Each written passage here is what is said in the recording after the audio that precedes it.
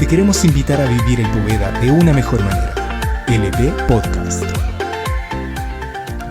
Hola, muy buenas a todos. Espero que estén muy bien y bienvenidos a el nuevo podcast con Felipe. Ahora ya para inaugurar el mes del terror.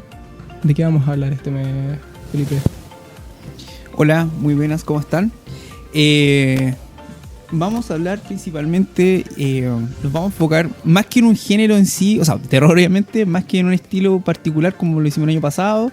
Queremos hablar más que nada de diversos estilos relacionados al terror. Sí, ahí nos habíamos puesto a hablar de que hace poco, ya para empezar al tiro, hace poco se estrenó Saw X, que es, la onceava de la saga, pero décima en la historia, que es como una secuela de la primera película. Es una cuestión rara, pero salió la décima película de Saw. Mucha gente está diciendo que está igual buena en comparación a las últimas que han ido sacando en los últimos años, pero también, ¿qué dice usted, Felipe? ¿La ha visto? No, todavía no tengo el honor de ver la última película de Saw, a pesar de que yo me acuerdo que en su minuto las vi todas. Mi favorito creo que sigue siendo la primera. Sí, es que la primera como que te plantea lo que está pasando. Igual no venían como con la presión de hacer más y más películas, entonces le hicieron así. Igual mi favorita entre como las mejorcitas, que son como las tres primeras. Me gusta harto la segunda. Ya, la segunda sí, también es buena. También es buena, sí. Sí, a mí, tengo una historia como bien particular con Saw, porque me acuerdo que en ese tiempo cuando salió esta película, que fue el año 2004, creo que llegó a Chile, sí, si mal no recuerdo, a mí me la prestaron en un formato que ya no existe, ya. Probablemente ninguno de los chiquillos que está escuchando, no sé si lo ha escuchado, pero... Antes del DVD, entre el Blu-ray estaba el DVD que todavía está vigente, sí. Pero estaba un hermano pobre del DVD que era el VCD. VCD. Sí. Creo que Alejandro me puede entender lo que estoy hablando. El VCD era básicamente un CD normal donde puede tener una película grabada. Ya no era DVD final ni mucho menos, pero era solamente el archivo de la película. Entonces me acuerdo que en ese minuto no tenía ni menú, nada. Solamente tú ponías el empezaba. CD y empezaba sola la película. Y me acuerdo que me la prestaron. La dejé pasar mucho tiempo y un día, nunca voy a olvidar que creo que estaba en cuarto medio, no me acuerdo qué año estaba en el colegio, pero no podía dormir y me puse a ver esa película. Y fue peor porque no pude dormir en toda la noche, más que por el terror en sí, porque creo que la premisa de la película era muy buena, muy novedosa para ese entonces. Sí. No había visto algo así y es muy atrapante. En la hora y media de ser, ¿no? Una hora y media que debe durar esa película, estás todo el rato pegado a la pantalla. Y nada, yo creo que es una experiencia que, creo que las que siguieron después intentaron replicarla, pero nunca tuvo como el éxito de la primera película. Sí, es que por eso mismo, la primera, además de obviamente plantearnos como algo nuevo que nunca antes había visto, también nos quería plantear como una historia interesante, además de todo lo que estaba sucediendo en pantalla, siendo que después ya a futuro se estaban enfocando no tanto como en contar una historia, sino que en mostrar nuevas trampas, ver qué se les ocurrió ahora a los creadores para poder perturbar de alguna forma a las personas que estén viendo la película. Claro. Y siento que al menos por irse en esa línea, sí, cada vez se fue haciendo como más aburrido, más fome. Ya no era tanto como ver algo porque sea bueno, porque sea una historia, sino que es como... Y ahí también era como lo que yo quería ir. Con el tema de Saw también, junto a otras películas más que han ido saliendo, vino un nuevo término, al menos como en el terror o en otras películas que son como gore igual, que es como el torture porn, que una persona va a ver una película no porque sea buena, no porque uno se vaya a asustar, sino porque quiere ver como eso, como gore, sangre, lo que sea. Ver como una persona sufrir. Claro. Y eso se vio harto después de la que salió de la Saw, vino otra Hostel, que fue como la otra que siguió por la misma línea.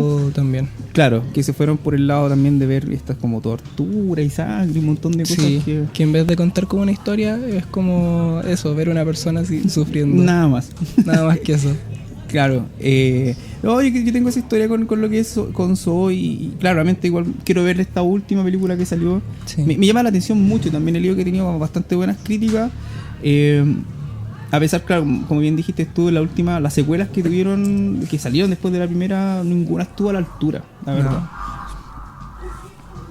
Y la verdad es que eso, al menos como de... Igual de cuestiones interesantes que han ido como de Saw X, por ejemplo, con el mismo tema de Barbenheimer que salió con Barbie y Oppenheimer, de que salían el mismo día. Los de Saw cambiaron la fecha de estreno de la película para que caiga el mismo día de Paw Patrol. ¿Qué opina de eso? Del Saw Patrol, como le quisieron poner, estrategia de marketing. Mira, la verdad no sé si fue... Lo que pasa es que lo que pasó con Oppenheimer y Barbie en el otro caso fue que no estaba predeterminado que algo así iba a pasar. Yo creo que nadie sabía que iba a pasar algo así. Solamente consideraron las fechas y siguió esta campaña por la gente, principalmente en las redes sociales. Sí, además de que obviamente las dos películas uno veía y se veían buenas. Claro. Entonces ya estaba la expectativa y además caía el mismo día, entonces era interesante ver y era interesante esperar a ver como el estreno, participar de la comunidad y cosas así, mientras que aquí lo intentaron hacer como dos películas que, bueno, Paw Patrol y la otra es como Saw, que de por sí es una saga que igual ya de a poquito se está haciendo mucho más de nicho. Exacto. Sí, no, yo creo que, como te decía, creo que la otra salió más orgánica porque no estaba predeterminado. Se vieron nomás una coincidencia. Sí, pero por eso mismo, el tema de planificar estrenos o cosas así, se nota de que cada vez la industria está como en eso, enfocada como en vender, y ahí también se va chacreando un poquito. Pero Así también, otra cosa también relacionada a la industria es que igual se plantean oportunidades. Oportunidades como por ejemplo en Talk to Me, que película también de terror que salió hace poquito. ¿Hace cuánto salió? Como hace poco menos de un mes, por ahí. Más o menos llegó, claro. Aunque bien la película estaba leyendo que es del año pasado. Sí, es del año pasado, y que la productora A24 compró los derechos de la película al ver que estaba bien buena, sabían que iba a pegar, entonces lo que hicieron fue que compraron los derechos de distribución de la película y la empezaron a distribuir. Y porque eso, la película es del año pasado. Y también, ¿sabe? También la historia de cómo o al menos cómo los directores llegaron a hacer la película. Tengo entendido que son youtubers. ¿Eso es así? Sí, bueno, no sé si siguen haciendo videos. La verdad es que yo los veía cuando era como, no sé, antes de llegar al liceo, antes de séptimo. Pero se enfocaban en eso, como en humor negro y de terror. Y por eso mismo, cuando uno ve los videos, que por si alguien quiere verlos, alguien quiere conocer de dónde vinieron, son los hermanos Raka Raka, que tienen un canal de YouTube ahí donde publican este tipo de videos, donde su sección principal era donde hacían parodias del payaso Ronald McDonald. De la imagen de McDonald, ya la hacían como un asesino psicópata. Y algo que llama mucho la atención de esto, además de que obviamente seguía como el humor de la época, que ahora uno lo ve y piensa que es como hasta casi retrógrado en algunos puntos. Sí, algo que es mucho de destacar es lo bien producidos que estaban para la época. Estaban muy bien escritos, muy bien hechos, muy bien actuados de su parte al menos. Y se nota el cómo ellos sabían construir terror en base a lo que ellos habían visto y hecho a lo largo de su vida, y que en base a su talento y a su esfuerzo llegaron a hacer esta película.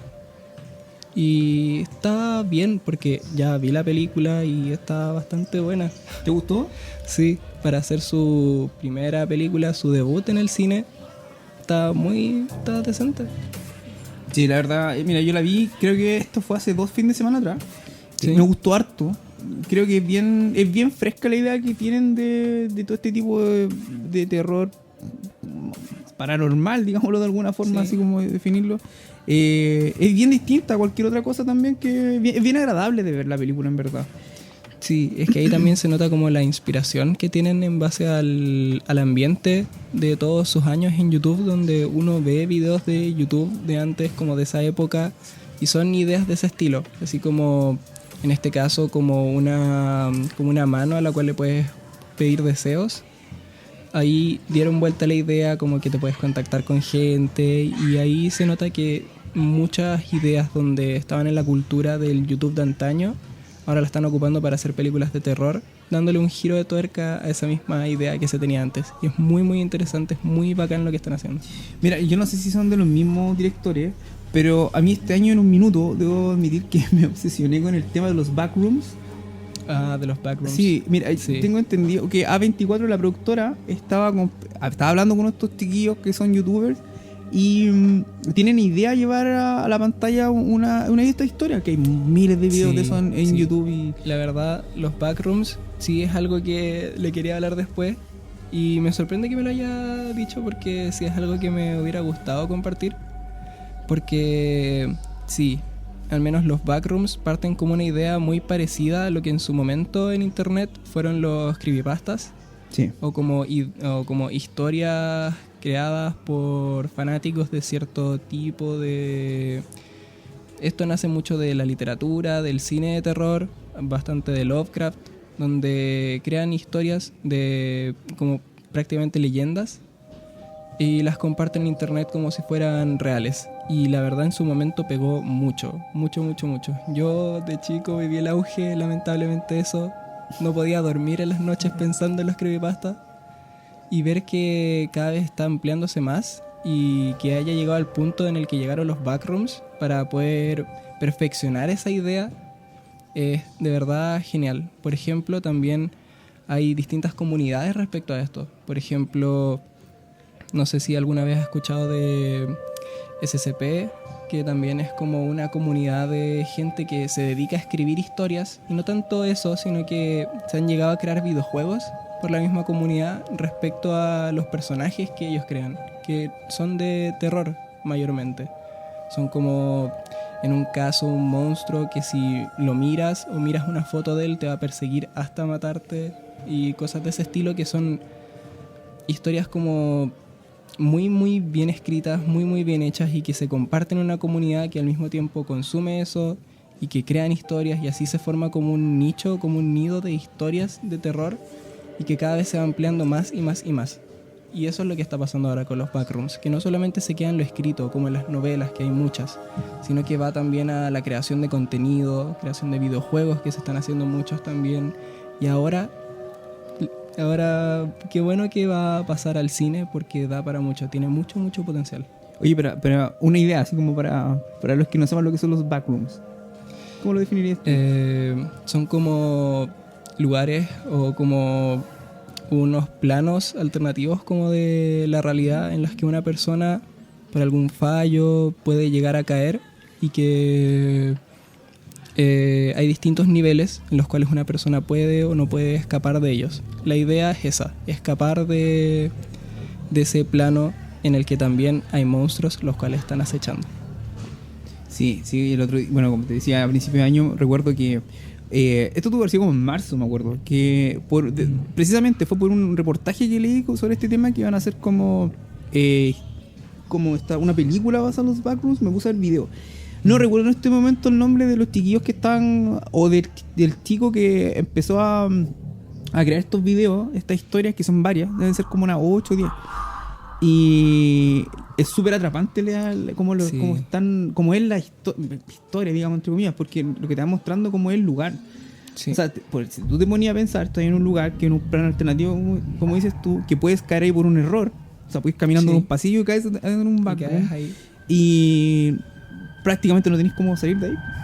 Sí, entonces como que eso, en vez de decir como te plantean a ti una historia lineal donde esto vaya a terminar, es eso, se forman entre la comunidad a escribir más y más planos en los que una persona puede llegar a caer, que ahora lo dividen en pisos, como en niveles que uno puede ir superando, y que cada vez va a ser como más hostil el ambiente en el que uno se encuentre. Entonces, por eso mismo, da para muchas historias como al menos en el cine, tiene mucho potencial, y que ahora que se hayan dado cuenta, que quieran explotarlo, que en su momento ya con los creepypastas se demoraron mucho. Por ejemplo, con Slenderman, que salió una película como por el 2018, 2019, ya la moda había pasado hace 10 años. Claro. Entonces, ahora que estén como ahí, y las redes sociales ya cada vez son un factor más clave con respecto al cine. Y un ejemplo muy grande es eso, el Barbenheimer que estábamos hablando. Pero sí, la verdad, no tanto como en el cine, en las novelas que pueden existir de esto, sino que también en el mismo YouTube hay mucho contenido de terror que es de gran calidad.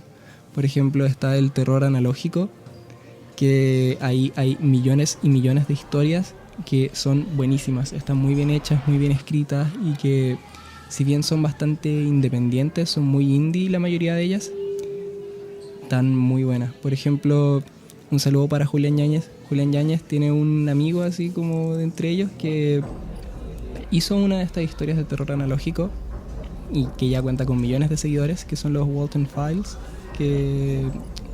los archivos de Walton, que es una historia de terror basada en un videojuego también de terror llamado Five Nights at Freddy's, que también va a salir la película a final de año de ese juego, y que si uno lo ve, uno igual como que queda pensando en cómo una persona con tan pocos recursos pudo llegar a hacer tanto. Y ahí entra la imaginación, conectándolo también con Raka Raka, que empezaron en YouTube con casi nada de recursos, y ahí es donde más entra la imaginación, donde entra más el cómo uno puede llegar a hacer cine.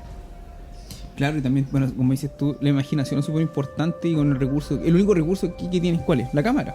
Sí, pues. La cámara. Nada más, o sea, iluminación, con suerte tenía iluminación, y ahí yo creo que también se ve mucho lo pocos recursos, puede lograr contar muy grandes historias, porque hoy en día, por ejemplo, muchos estudios tienen, no sé, una millonada de plata le pasan, y en realidad los efectos especiales dejan bastante, que lo hemos hablado un millón de veces acá. Sí, un millón de veces. Pero yo lo encuentro súper interesante, la verdad, todo esto que se está dando, sobre todo las historias de YouTube, o los youtubers que se han atrevido a hacer este tipo de género, explotarlo, porque como lo dije el año pasado, el terror da para mucho. Tenéis de todo, me refiero a ciencia ficción, comedia, drama. Sí, del terror se puede sacar mucho. Por ejemplo, en el body horror que fuimos viendo, Saw, que es una saga que ya cuenta con muchísimas películas. De comedia, Shaun of the Dead, que exacto, es una saga que ya lleva 3 películas, una serie y ahora un spin-off que está de verdad muy bueno, que entra también en el body horror, pero no deja de lado la comedia de la saga original. Y hablando de la nueva Devil Dead, ¿qué le pareció? La verdad la encontré... Mira, si bien son 4 películas, creo que es la más débil de las 4, no por eso... No es mala, no es una mala película, no te voy a decir que es una mala película, pero me gustó, por lo menos me gustó harto. Sí, me gusta, por lo menos tiene el espíritu creo que tiene el espíritu de las anteriores. Como toda película de terror pasan cosas tontas, pero es porque sí tienen que pasar. Pero independiente de eso, creo que la película sí funciona, a mí por lo menos me funcionó harto. Sí, es que más encima, por eso quisieron seguir como con la línea de las demás películas, y también les funcionó, lo supieron hacer. Y ya se nos está acabando el tiempo, al menos de este primer bloque, y eso, muchas gracias por habernos escuchado, y nos vemos en el segundo bloque. Nos vemos.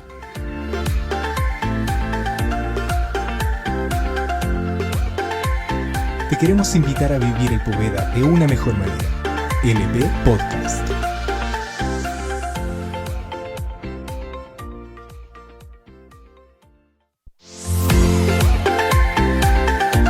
Te queremos invitar a vivir el Poveda de una mejor manera. LP Podcast.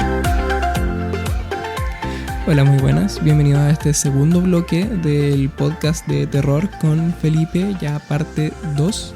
Así es. Que éramos uno el año pasado, entonces ahora volvimos a hablar de terror. En el capítulo número 50 del podcast. Sí, consta decir, estamos en el capítulo 50. Un gran honor poder participar en este episodio ya conmemorativo de todo lo que ha sido el podcast que empezó el año pasado y que le ha ido súper bien. Y muchas gracias a Alejandro que siempre está ahí queriendo participar y queriendo hacer más y más. Ahora, ya para volver lo que estábamos hablando, nos quedamos en Evil Dead. Así y es. de los distintos géneros a los que el terror puede apuntar. Que al menos como con esa saga sí se va más como... En la primera no tanto, es más como un terror relativamente más tradicional. Y ya después en la segunda se va directamente a la comedia. A la comedia. Sí. Es bien curioso el caso de estas películas de Evil Dead porque, bueno, la segunda película, si tú ves la 1 y la 2, son bien similares. Sí. Y fue porque en ese minuto, cuando salió la primera película, no tuvo tanta distribución. Entonces, claro, ¿qué pasó con la segunda película? Fue que Sam Raimi hizo básicamente como un remake, remicuela, por decirlo de alguna forma. Ya, un remake y secuela de la primera película a la vez. Entonces, por eso tiene como una trama muy similar, muy igual la película. Sí, es tiene que pequeñas son variaciones. muy parecidas. Sí. Pero varían un poco, pero marcan también la diferencia. Sí. Como... Y aparte, bueno, la comedia que como dices tú, que es muy Sí, buena. que es bien notable al menos eso. Y que ya también volviendo a un tema que estábamos viendo antes, el terror analógico, que también para explicar cómo de dónde viene. Que si bien nace del boom del terror en el internet, que ya es prácticamente desde su creación que la gente vio el potencial que tenía la internet, también nace del found footage, Así es. que al menos como en el cine nació con La Bruja de Blair, Ajá. que es de así mis películas favoritas de terror de la vida, así por lo mismo. Entonces también, al menos yo en mi caso, disfruto harto del terror analógico, que está hecho muy en base a eso, del found footage y de la apreciación a la época de 70s, 80s, que normalmente todos se ambientan ahí. Exacto, sí. Que por ejemplo en los casos de Walton Files que le dije la vez pasada, también existe en casos como de Jurassic Park, de Mandela Catalogue, que también son series de terror analógico que normalmente tratan sobre eso, VHS encontrados y que narran como historias de terror, al menos como en Mandela Catalogue, que es mi favorito y que también, para que usted los vea, Felipe, y que me diga después qué opina, trata sobre la implementación de unas nuevas leyes o reglas que una persona o una familia debe seguir en un hogar, ya que llegaron unos extraterrestres que pueden copiar como uno se ve. Bien interesante. Todo eso está en YouTube. Sí, todo está en YouTube. Y que obviamente viene mucho del cine de terror, found footage que hay por ahí, pero que al ser en internet puede ser más cortito y también en ciertos casos no está hecho para una pantalla grande, sino que está hecho para que uno lo vea en la casa, con audífonos y cosas así. Entonces también resulta al mismo tiempo súper inmersivo. Entonces, al menos para la gente que no ha visto o no sabe lo que es terror analógico, de verdad, si les gusta el terror, denle una oportunidad, que de verdad que es muy, muy bueno. Es un mundillo que, si bien es muy de nicho, si uno se mete, uno lo va a disfrutar bien. Me parece interesante. Bueno, como estamos comentando anteriormente, yo siento que hay demasiado potencial, la verdad. Hay demasiado potencial. Ahora prácticamente es la idea. Básicamente es tener la idea y plasmarla. O sea, hoy en día yo creo que esa es una de las ventajas que tiene YouTube hoy en día, que cualquiera puede tener una cámara y ponerte a grabar y echar a andar la imaginación en el fondo. Si eso se trata también. Sí, y ahí también van las bases de lo que es el cine y de lo que es la creación de contenido, que es que cualquier persona puede tener una cámara, algún lugar para grabar, y ahí lo que prima es la imaginación. Y ahí es donde nacen directores como estos, que también ahora caché que junto a una película de Backrooms y que estaban en discusión de eso, van a dirigir la nueva de Street Fighter. Imagínate. Sí, entonces, por eso mismo, para que hayan llegado a eso, dice mucho. Y también ahí se ven como muchos creadores que tienen harto potencial y que saben bien cómo crear atmósferas de terror. Y que eso actualmente se agradece mucho. Sí. Que se ha perdido harto, al menos. Hemos visto películas buenas de terror en este último tiempo, por ejemplo con eso mismo Talk to Me. Ya Ari Aster está rompiéndola con cada película que hace, y también como nuevas formas de ver el terror, lo que estamos viendo Evil Dead, Saw. Otro también es el drama, que es algo que normalmente no se aprecia mucho, que casos pueden ser como Hereditary, que es una peliculaza. Puede ser Mother, en la que bueno, ¿usted la ha visto? Sí, por supuesto. Sí. Y, es un género que a mí en lo personal sí me llega harto, porque al menos es complicado hacer eso, ya que mucha gente puede encontrar aburrido, y que una vez hemos hablado de eso con varios compañeros ahí que encontraron fome Hereditary. Sí, es que, bueno, bien, como bien tú dices, y lo mencionábamos, que claro, el terror está para tanto que uno, cuando, claro, escuchar la palabra terror, lo que se imagina son saltos, sangre, Sí, monstruos. Claro, entonces, ¿qué es lo que pasa? Es que cuando ya se enfoca, por ejemplo, y en este caso, en el que es terror, drama, Sí, es una historia que se tiene que desarrollar. por supuesto. Entonces, claro, muchos están esperando como el susto, como el monstruo, y está la historia de pronto que está detrás, porque de repente no tiene que ser tan de terror. En cualquier cosa, cualquier orden de la vida, podemos tener este tipo de situaciones que sean perfectamente como en esa película. Entonces, claro, yo creo que aquí muchas veces las expectativas con las películas de terror pasa eso, el susto, esperando el susto, el monstruo, el asesinato. Entonces, no, esta película, Ari Aster, por lo menos las toma de otro enfoque, que yo creo que por eso son tan transgresoras hoy en día, son tan distintas a la media. Sí, es que también por eso mismo, si bien no son como de susto, no son como de jumpscare, no tienen como lo tradicional respecto al terror, no dejan de ser unas películas súper terroríficas. Por ejemplo, en el caso de Hereditary, uno se pone en el lugar del cabro de la película y es de verdad un miedo que te genera, Sí. una inmersión que da miedo, que da como cosita.